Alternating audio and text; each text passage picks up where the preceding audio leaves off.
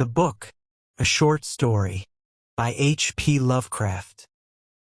My memories are very confused. There is even much doubt as to where they begin.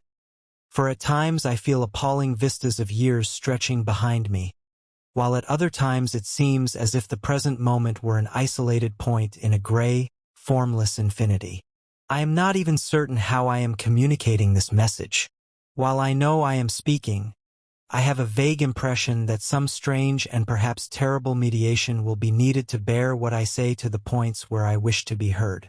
My identity, too, is bewilderingly cloudy. I seem to have suffered a great shock, perhaps from some utterly monstrous outgrowth of my cycles of unique, incredible experience. These cycles of experience, of course, all stem from that worm-riddled book. I remember when I found it, in a dimly lighted place near the black, oily river where the mists always swirl. That place was very old, and the ceiling-high shelves full of rotting volumes reached back endlessly through windowless inner rooms and alcoves. There were, besides, great formless heaps of books on the floor and in crude bins, and it was in one of these heaps that I found the thing. I never learned its title, for the early pages were missing, but it fell open toward the end and gave me a glimpse of something which sent my senses reeling. There was a formula, a sort of list of things to say and do, which I recognized as something black and forbidden. Something which I had read of before in furtive paragraphs of mixed abhorrence and fascination penned by those strange ancient delvers into the universe's guarded secrets whose decaying texts I loved to absorb.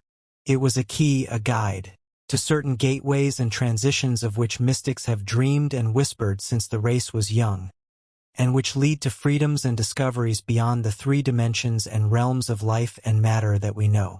Not for centuries had any man recalled its vital substance or known where to find it, but this book was very old indeed.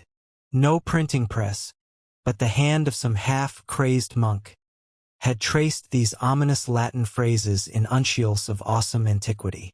I remember how the old man leered and tittered, and made a curious sign with his hand when I bore it away.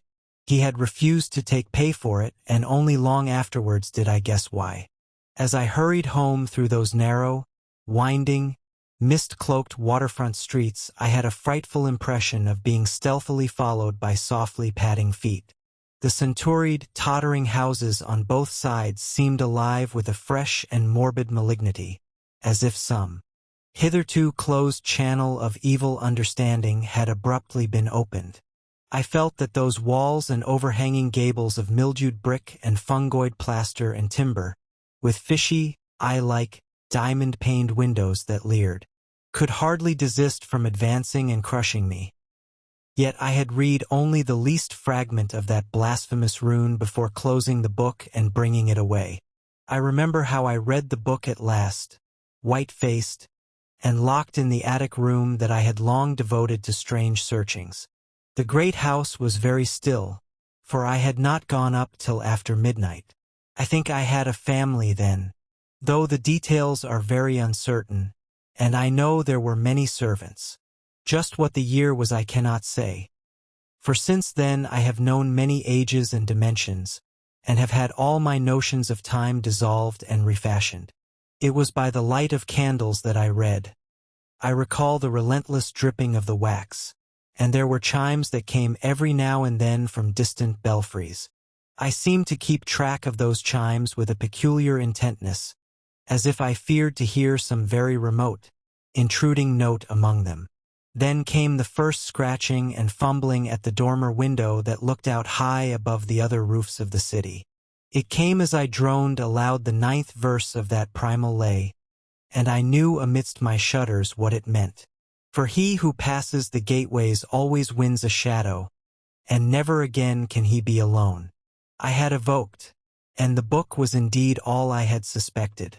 That night I passed the gateway to a vortex of twisted time and vision, and when morning found me in the attic room I saw in the walls and shelves and fittings that which I had never seen before. Nor could I ever after see the world as I had known it. Mixed with the present scene was always a little of the past and a little of the future, and every once familiar object loomed alien in the new perspective brought by my widened sight. From then on I walked in a fantastic dream of unknown and half-known shapes, and with each new gateway crossed, the less plainly could I recognize the things of the narrow sphere to which I had so long been bound. What I saw about me none else saw, and I grew doubly silent and aloof lest I be thought mad. Dogs had a fear of me, for they felt the outside shadow which never left my side. But still I read more, in hidden, forgotten books and scrolls to which my new vision led me, and pushed through fresh gateways of space and being and life patterns toward the core of the unknown cosmos. I remember the night I made the 5 concentric circles of fire on the floor, and stood in the innermost one chanting that monstrous litany the messenger from Tartary had brought. The walls melted away, and I was swept by a black wind through gulfs of fathomless gray with the needle-like pinnacles of unknown mountains miles below me. After a while there was utter blackness, and then the light of myriad stars forming strange, alien constellations. Finally I saw a green-litten plain far below me, and discerned on it the twisted towers of a city built in no fashion I had ever known or read of or dreamed of. As I floated closer to that city, I saw a great square building of stone in an open space, and felt a hideous fear clutching at me.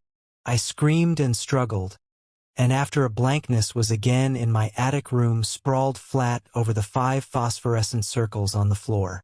In that night's wandering there was no more of strangeness than in many a former night's wandering. But there was more of terror because I knew I was closer to those outside gulfs and worlds than I had ever been before.